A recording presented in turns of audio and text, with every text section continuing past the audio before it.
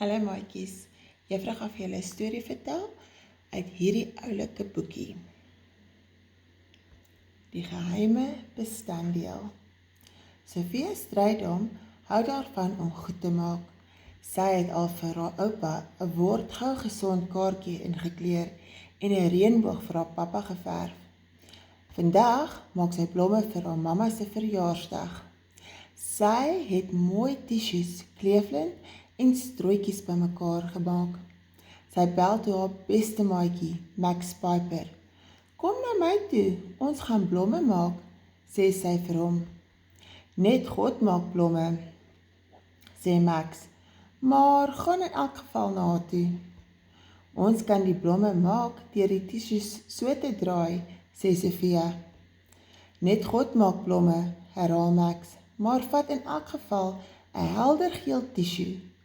Sofia probeer haar bes om met die pink tissue 'n blom te maak, maar dit lyk meer soos 'n nat gereende hoed. Max vaar ook nie juis beter nie. Sy blom lyk meer soos 'n verrimpelde ou vis.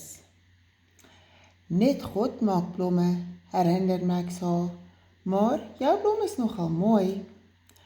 Ek wou vir mamma die mooiste blom in die hele wêreld gegee het, sê Sofia hartseer. Hoe maak God sulke mooi blomme? Hy het seker 'n geheime bestanddeel. Max en Sofia probeer dink wat dit is. Hulle dink aan al die mooi blommetjies. Hulle dink aan die pragtige groot berge. En hulle dink aan die oulike baba voeltjies. Skielik glimlag Max en roep uit, ek weet, dit is nie die blom, of die berg, of die voël nie. Dit is die liefde wat God bysit, toe hy die wêreld gemaak het.